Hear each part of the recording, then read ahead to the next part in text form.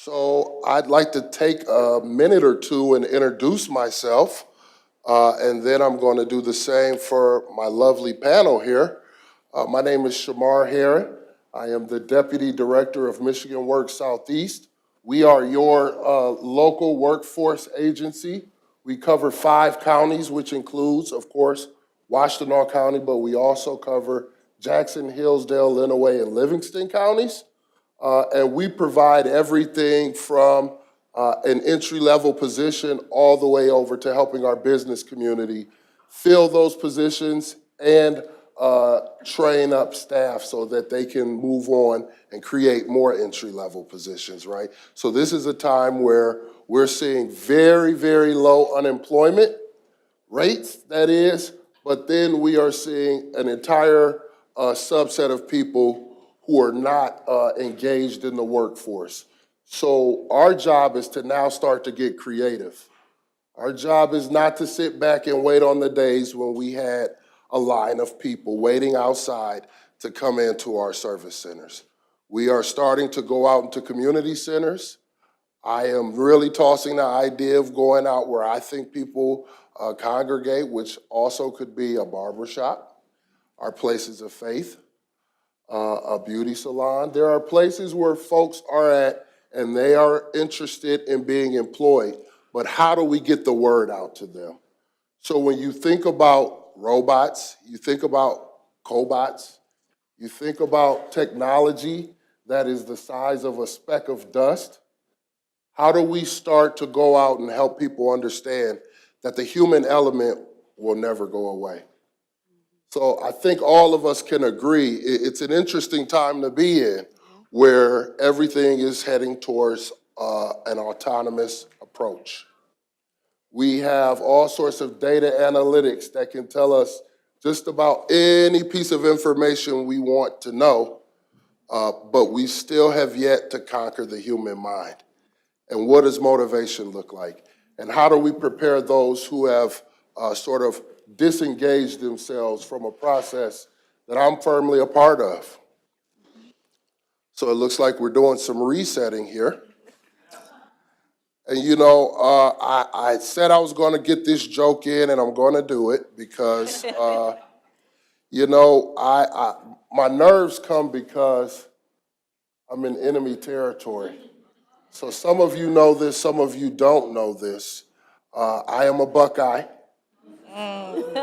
Yep, see, there's always one or two of us in the room, so be careful. All right, folks. So I'd like to take a second and introduce our panelists. I think we may have one more coming up. But in the meantime, I'd like to introduce Jonathan Gonzalez. Jonathan is a graduate of Sayre Metro Detroit Youth Build Program. He completed an asbestos training and certification and is currently a full-time student attending Henry Ford Community College. He has aspirations to complete a law degree and work in politics. Jonathan, you ready for that?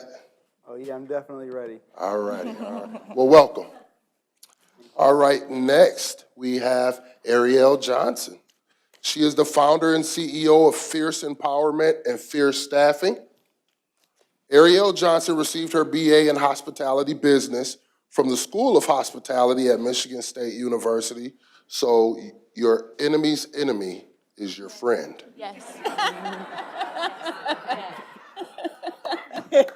During her second year of college, Johnson became a mother, and wanted to pay forward the support she received. She founded Fierce, which stands for Female Icons Encouraging Real Concepts of Empowerment, a 501c3 nonprofit organization.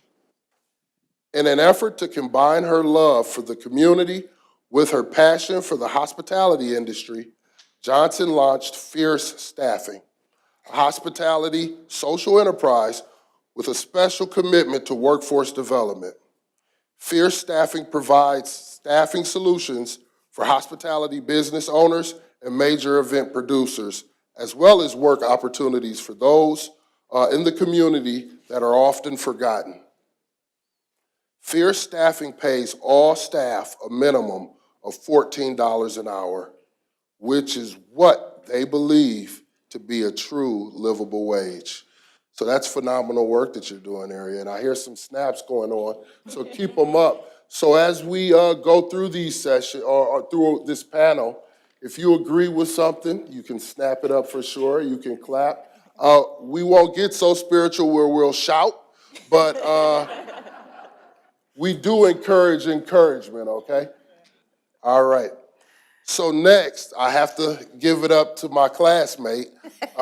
We won't tell you what year that class was, but let's say we graduated together from one of the finest high schools in the city of Detroit, which is Persia High School, right? That's right. It's a few of us in there. All right, peppered in. So Coy Moseley, Director of Human Resources at the Empowerment Plan. Coy Moseley is a mother, mentor, mentee, and advocate. She is fueled by her passion to make a difference and help others.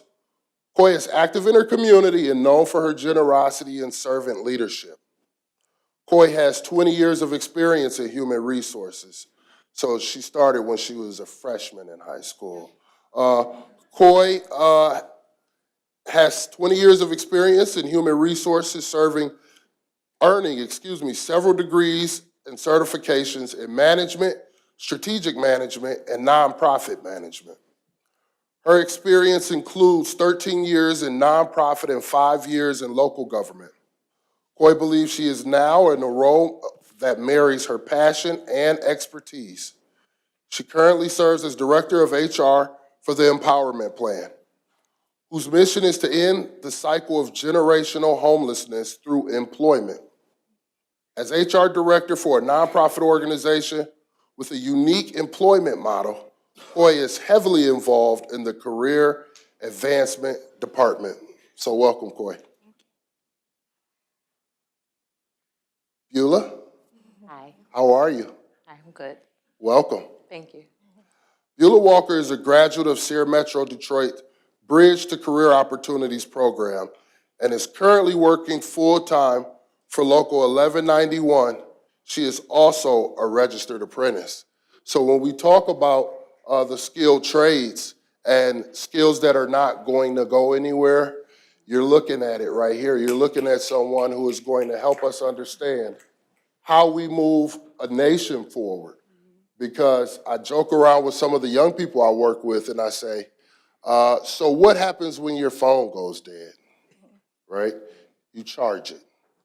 But if you don't have people who are regulating that energy, converting that energy, it's not going to happen. So the most important, most powerful tool to our young folks, which is their cell phone, I bring what you're working on straight back to them.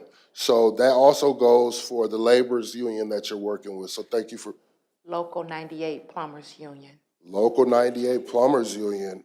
Me and Julia, she told me that. Sorry about that. My apologies. All right, Local 98 Plumbers Union. So welcome. I have a couple questions for you as well. So can we give our panel a round of applause?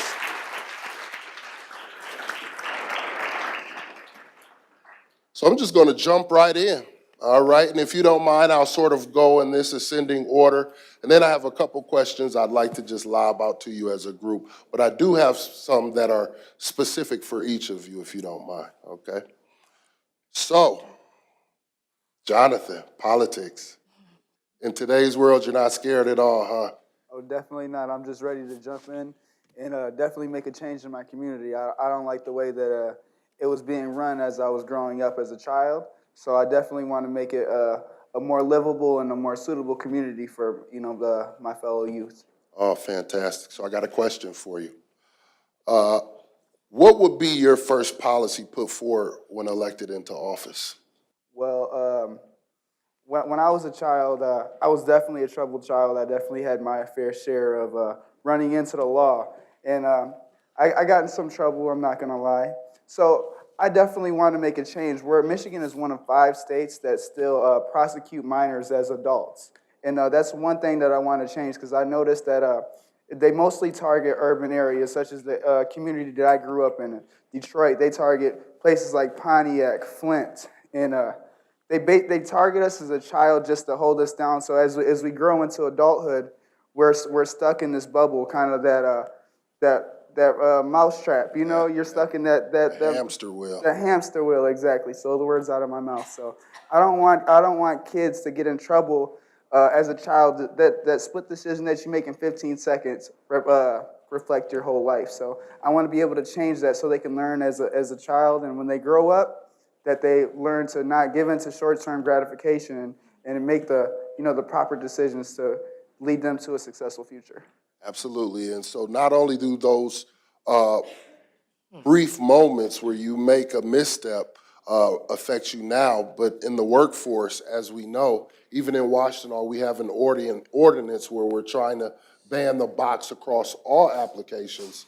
How do you help a young person understand, hey, this mistake you made however many months or years ago should not be the reason you can't move forward with a productive life, especially if you've already sort of served your time, quote unquote. So one day locked up to me is too many days, especially for our young people who need to be encouraged, loved, and taught what restorative justice means. So thank you for sharing. Most definitely. All righty. So Arielle. So in a day and age where the hospitality industry is at the peak for its need of talent, as a connection catalyst, how do you spread the word about the ability to grow in the field, and are there specific skills that one needs to be successful in that space? So first, there are a few specific skills that someone needs to be successful in the hospitality industry. However, it is not largely robust. To be successful in hospitality, you need to be able to smile, you need to be able to have a great work ethic, and you also need to have the ability to work on a team. Those are things that do not require a GED or mean you have to be able to solve complex math problems or even necessarily read. We are working on, today actually just talking about outreach plans of, again, reaching the faith-based community because there is almost 40% of households that do not have access to the internet. So they cannot, we have a large social media platform that I take a lot of pride in. Make sure you follow us at Your Staffing. But we take a lot of pride in our social media, but not all of the community that we want to reach are able to access our programs and our resources that way. So connecting with the faith-based communities, setting up tables outside of a grocery store or areas, maybe even a Walmart where people are going to have a lot of foot traffic to be able to see what we're about and what these opportunities are. And to let them know that 50% of general managers in a lot of restaurants and hotels started in entry-level positions. And you came in as a housekeeper, and once you showed that you had the work ethic and the customer service and the desire to grow, you're able to actually grow into a thriving career and get benefits and things that are virtually unheard of for a lot of the community that we serve. So great. It sounds like you're trying to go to where the talent is as well. Yes. So your ability to engage and really tell a story around hospitality is what I think is helping you to be as successful as you are. So continue up on the great work, right? Hi, Coy. Hey, How are you? I'm great. How are you? All righty. So when I read your bio, and it speaks to the marrying of your passion and expertise, I feel you are in sort of that golden space or golden place, right? They always tell you to follow your passions and you'll never work a day in your life. And sometimes that's true, but you may not always get the compensation or the gratification that you need if your passion doesn't really align with your expertise, but you're in that space. So I'd like to know from you, as the director of HR at the Empowerment Plan, what is the culture you work to create, and how do you go about creating that culture? Being that first we hire very unique individuals, our employment base are displaced individuals. So when they come to us sometimes very broken, right? And so originally we try to establish trust. We're hiring people directly from homeless shelters and housing programs. And so a lot of times they don't have that support system. They don't have family. And if they did, they would probably be staying with family. And I know it sounds cliche, but we really try to be that support system. We try to be that family. We're more than an employer. So I try to and strive to create a culture of supportiveness, inclusion, and first and foremost, non-judgment.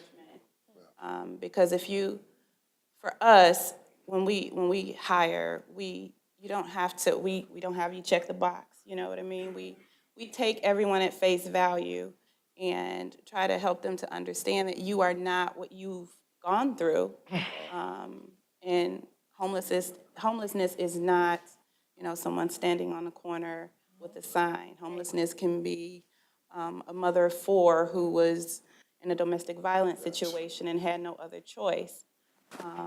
So we just really try to be there, try to be that support, and let them know that we are not judging you. We're here to help you and look at the whole person and not just give you a job. Great, yeah. So destigmatizing is one piece, right?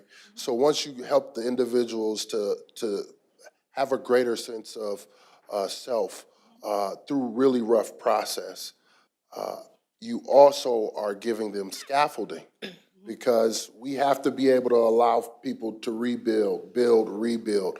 And I know it's a little cliche, but it's not how many times you've maybe stumbled or even fallen, but it's how many times you get up. How do you prepare yourself? How do you prepare yourself for a world that doesn't exist right now? So even in terms of technology, I heard a quote this weekend in Washington, D.C., where it was stated, never has technology moved as fast as it's moving now, nor will technology move as slow as it's moving right now. So as we start to prepare our future workforces, we're going to have to be looking at people of all abilities, from all walks of life, and every kind of background. So thank you for the work that you're doing. All right, so Beulah, as a first-year apprentice, you are banking on your abilities that you will learn and sharpen as time goes on. What made you choose to go into the plumbing trade? Is it what you thought it would be? And where do you see areas for growth? What made me go into the plumbing industry was City Detroit water shutoffs in 2014. With the astronomical high water bills, I found a nonprofit organization that were looking for volunteers, and I volunteered with them. And when we went to investigate the issues and the problems, we found out they had plumbing issues, which contributed to some of the high water bills. So we reached out to plumbers from everywhere, and nobody wanted to volunteer their services. And I know why now. Now that I'm a plumbing apprentice, I know why. I know why. So me and my business partner now, I said, I just do it. Wow. So I'll go into the plumbing trade and find out what it's about. So my journey and my apprenticeship is about the City of Detroit residents, not about me. It's about them having access to affordable plumbing. Fantastic.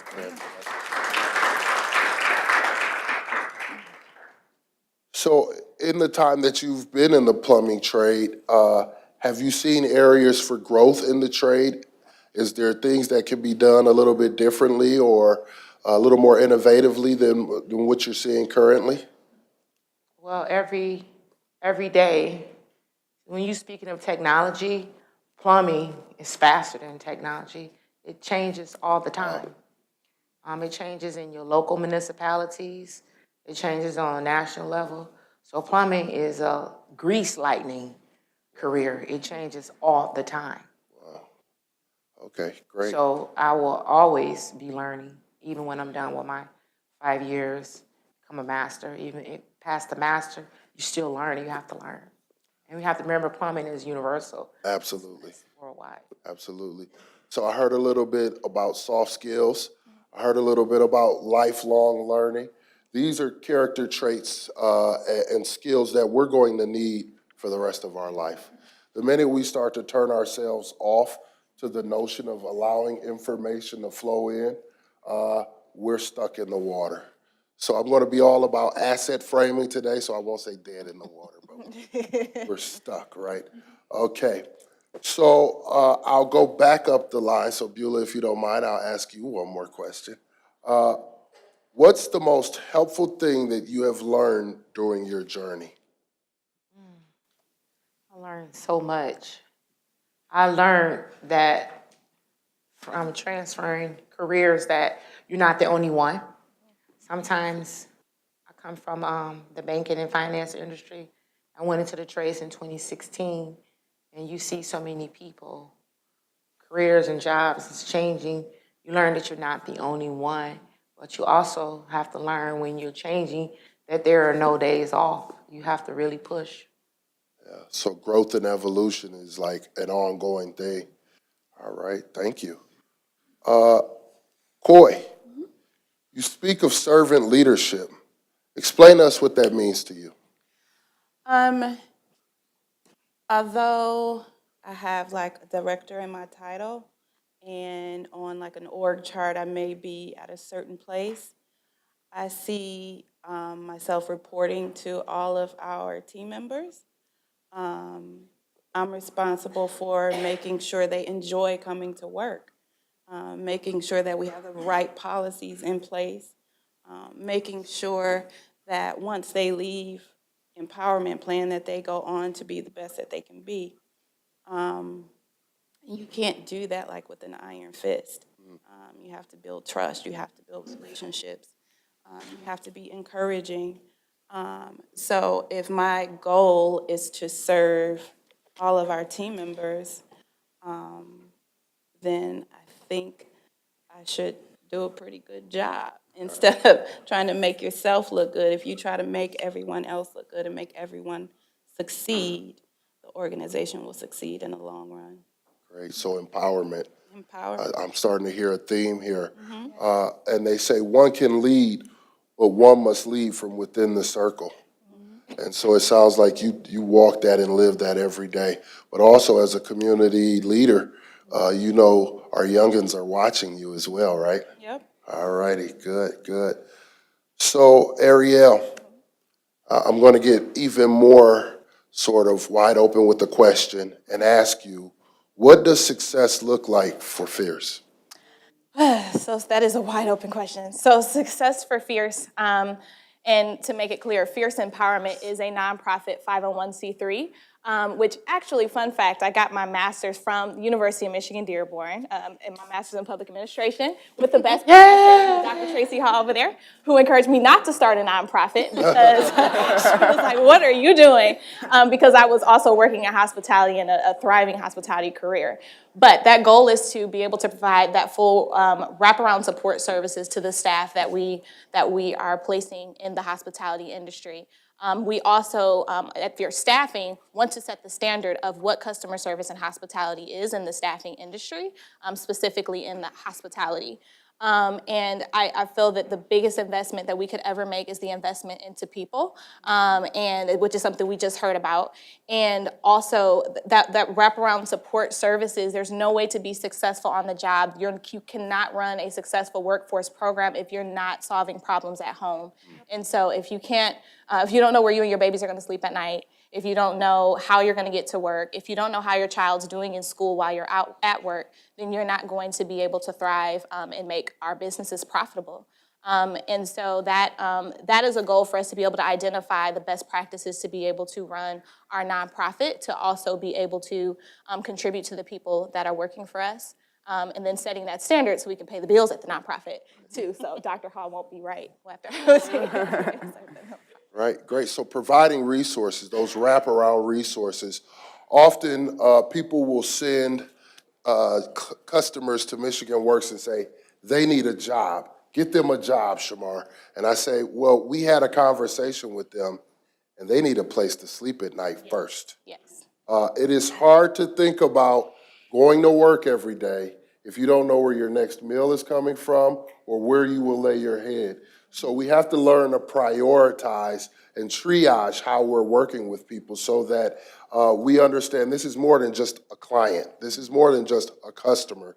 This is a human being. So we start to talk about a notion and an issue of humanity in a time where you think technology is going to heal all wounds. It's actually a polarizing attribute, because those who can do, and those who don't have, it's very hard.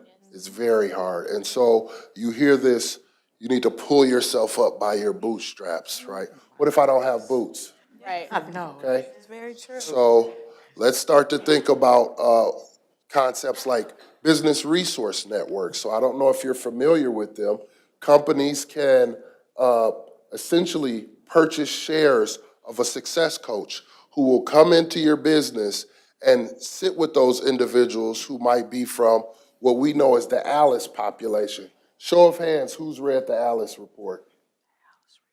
So if you want some enlightening reading, check out the Alice report. It was done by your United Way coalitions.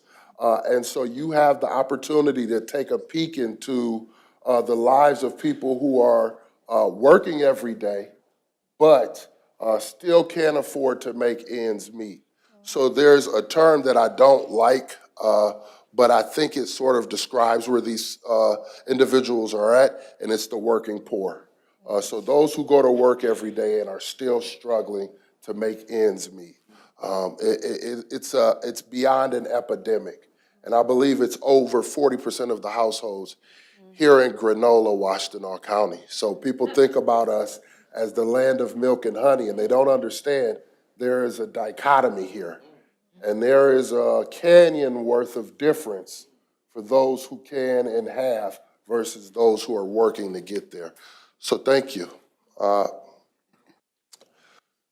So Jonathan, you almost have a politician's name here, Jonathan Gonzalez. I like that, man. You're in the district, I'll vote for man. him. He'll vote for. He does. All right, all right. So what is Youth Build? Because you were a part of it, correct?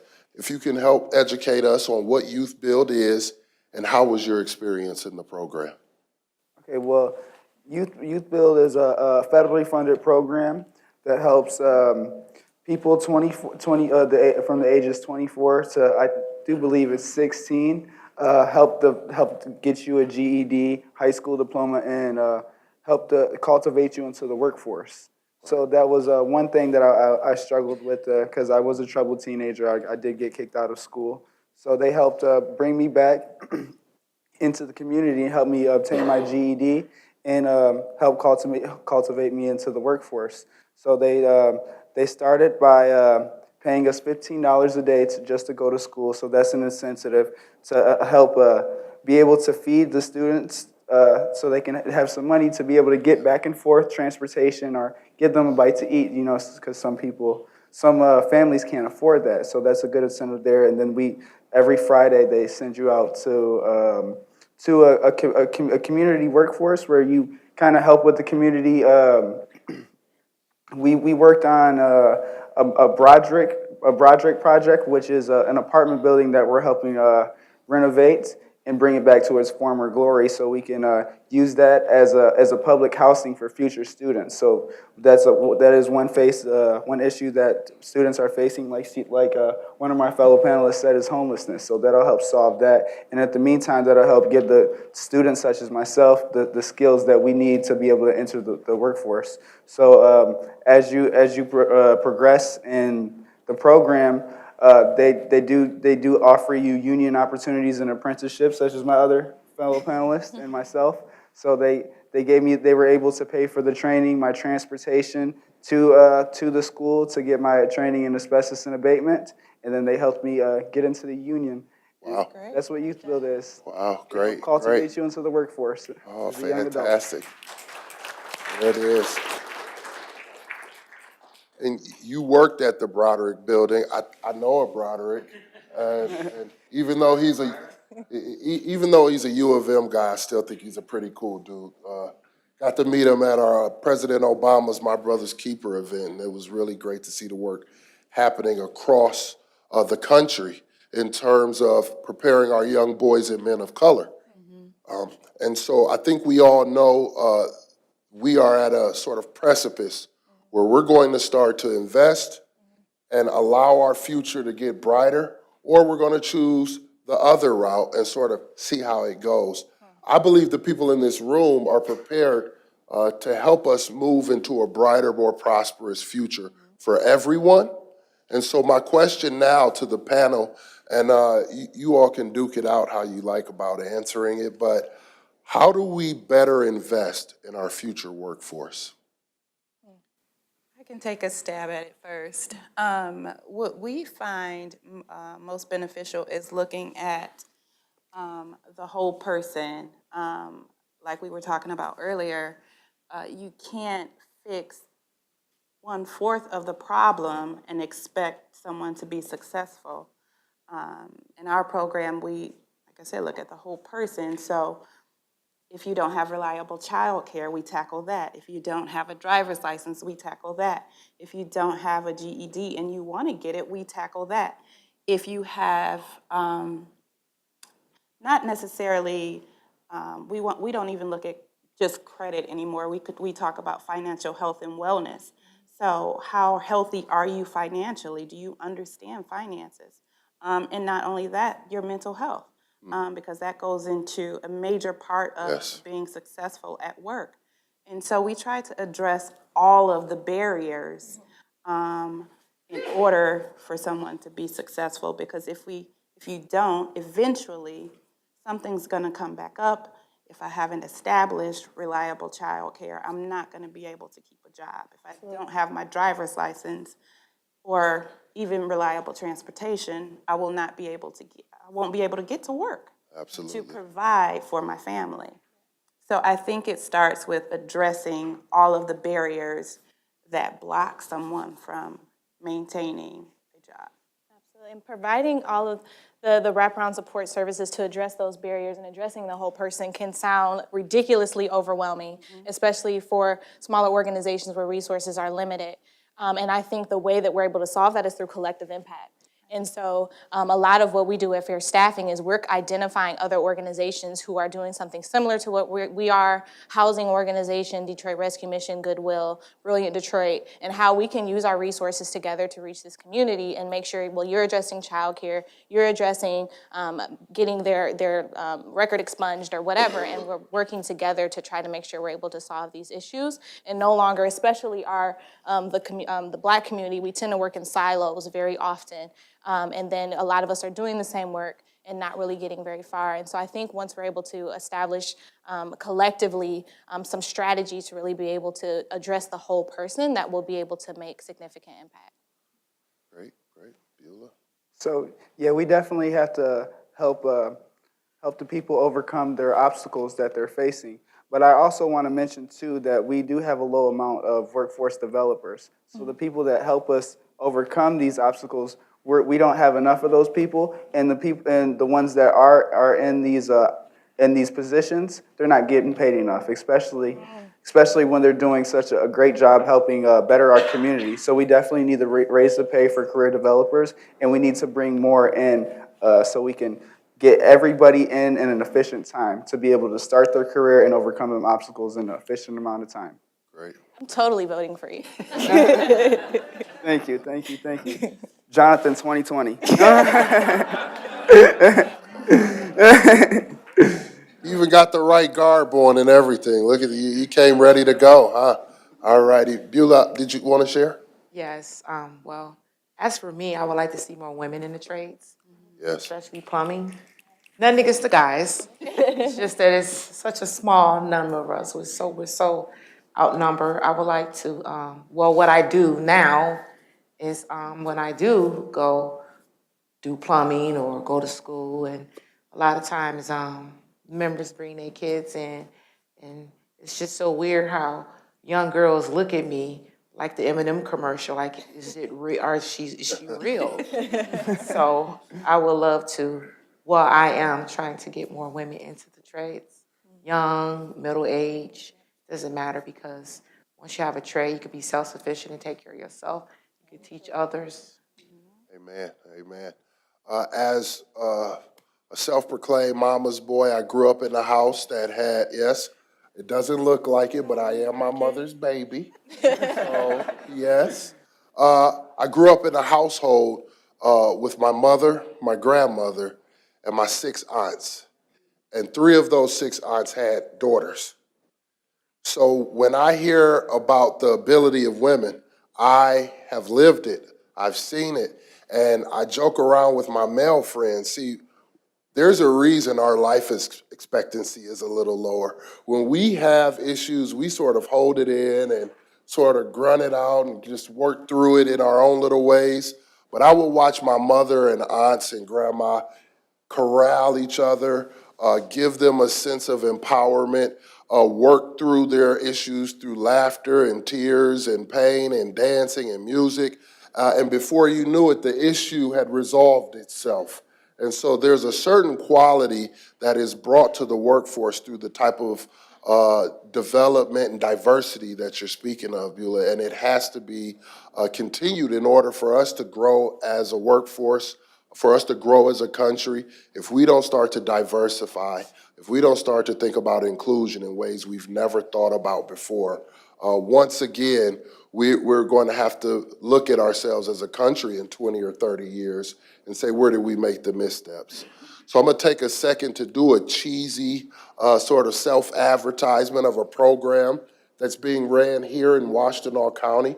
It is the Summer 19 program, where we're going to take 150 young people from the entire county, and we're going to put them to work. And I'd like to personally thank our partners here at Poverty Solutions, Luke and Julia. They have been fantastic in helping bring half of those young people right here on this campus so they can learn about the Diversity and Inclusion Office. They can learn about what the School of Technology actually does. What happens here in this ornate building, right? How do we start to learn to prepare our future in a way that they can palate? Because it's easy for us as adults to say, when you get in the real world, or back in my day, we did it this way. And I have learned without a doubt, our youth care to know when they know you care. Is that fair enough, Jonathan? Yes, definitely. All righty. So Summer 19, do more summer19.com. If you're a business and you'd like to bring a young person on board, we'd love to have you. The university is doing a fantastic job of it, but we are looking for our private sector community to step up, and I believe they'll do it because they've done it for the last 3 years. This is our 4th year. So that was my cheesy commercial for our young people. I asked about the future.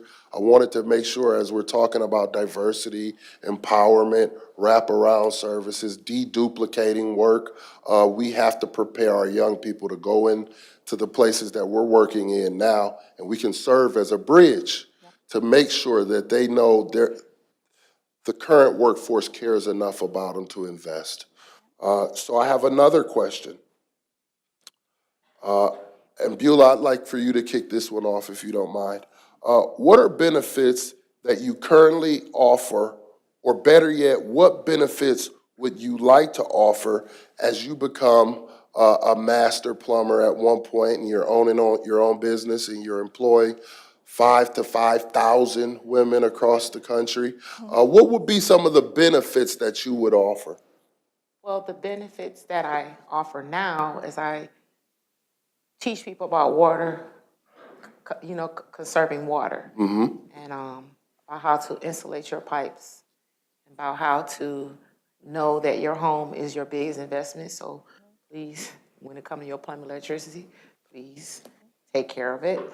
So that's just something that I do now. I promote people to please take care of your home, your building, your business, because that's where you sleep, eat. That's how you pay your bills. So I'm doing that now, teach people about how to conserve water. Great, great. We only get one planet. And so Mother Earth is screaming for us right now to start to look at how we're approaching living in a day and age where consumption is normal. And it is at a higher rate than ever before. So thank you for thinking about our lovely planet that we live, sleep, and eat in, right? We appreciate the thought. I'll go back up the row. Coy, how about yourself? What are benefits that you either currently offer or thinking innovatively? Are there some things you'd like to start to offer at the empowerment plan? So my dream is to have like an on-site daycare. right? Yep. Because that's one of our biggest barriers. We're not there yet. So some of the benefits that we offer, we have what we try to be is like a one-stop shop, where like 60% of the time our employees or team members are actually working on manufacturing, and 40% of the time we're working on that whole self. So like right now we offer on-site GED classes. We have an on-site therapist that's part-time, on-site driver's training. We allow team members to take paid time to go to college classes, things like that. And we just hired a career advancement manager, who is kind of similar to Arielle, which will help them. We know not everyone wants to stay at Empowerment Plan forever, right? And so her job is to figure out how to get said person from Empowerment Plan to their career goals. Wow. And she will be partnering with different organizations. Arielle and I are actually going to connect after we leave here. But my dream is on-site daycare, but we offer several benefits right now. Fantastic. You really are the catalyst for connection here, huh, Ariel? You already got some business developing there. How about yourself? Tell us what you'd like to see or you currently have that is innovative in terms of benefits that you offer. Yeah, so I would say our biggest benefit is, of course, our minimum of paying $14 an hour. And as a staffing company, we're empowered to do that because we're able to set our billable rates that high. And what we've found is that a lot of companies are willing to pay it. One, because they understand they get a quality service from us, but also they love the fact that they're contributing to the success of the community. Also, it keeps our staff coming back. So every time we decide we want somebody to pick up a shift, they're like, oh, I'm going to get $14 an hour there, I'm going to go there. Right. But then the second thing I think is that connection to a positive social network, which has been vital for me, who I was a teen mom, and my son is here with me, and was vital to my family, my mother. I was one of those people who you didn't necessarily know when I walked through Cass Tech that we were homeless. And we, just like Coy was sharing, that it doesn't mean you're living on the corner. But we had a positive social network of women, and I had mentors and a community around me that was able to connect me to resources so I could thrive and grow into the Marriott and grow into events production and things like that. And so I think those, having that positive social network and that financial stability is really going to be beneficial for the people we serve. Great, great. Mr. President? Yes. Okay, well, some things that I definitely that I want to benefit as I progress in my career is once I accomplish all my goals, I just want to show the youth that anything you can put your mind to, you can accomplish. You don't have to be the product of your environment. You can be the product that ultimately makes your environment. I want to make life for the youth in the inner city is as easy as possible so they can be able to excel. And I definitely want to strengthen up some domestic violence laws as well. When I was a baby, my mother was actually shot and killed by my father. So she was not only a domestic violence victim, but I was as well, because ultimately I lost that time that I could have had with my mother. So I want to strengthen up on things like that, and I want to start up my own kind of nonprofit, like a 501c4, because I want to be able to have it in political realm as well, to be able to change that and help domestic violence victims overcome the situations that they're facing now. So that's one thing that I want to change, and I want to help benefit the community. Thank you. So I think we have a little bit more or less than a minute or so. So we're at time, but I do want to get this question out here, so I'll ask that if you can answer it in 10 words or less. Okay. All righty? So here's the challenge for you. I think you all are quite capable. In 2030, what would you like to see in the work world? I want to see more female plumbers. More female plumbers. You did it. Boom, there it is. I would say work-life balance.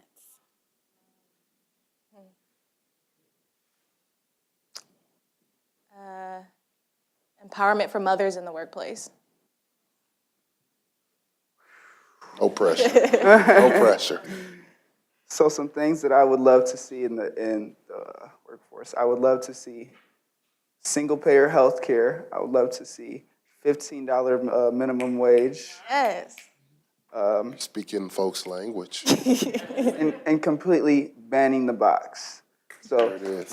I don't want you, it's been less than 10 words, but. That was about 9.5. That was worth Don't it. worry. Don't worry. Don't worry.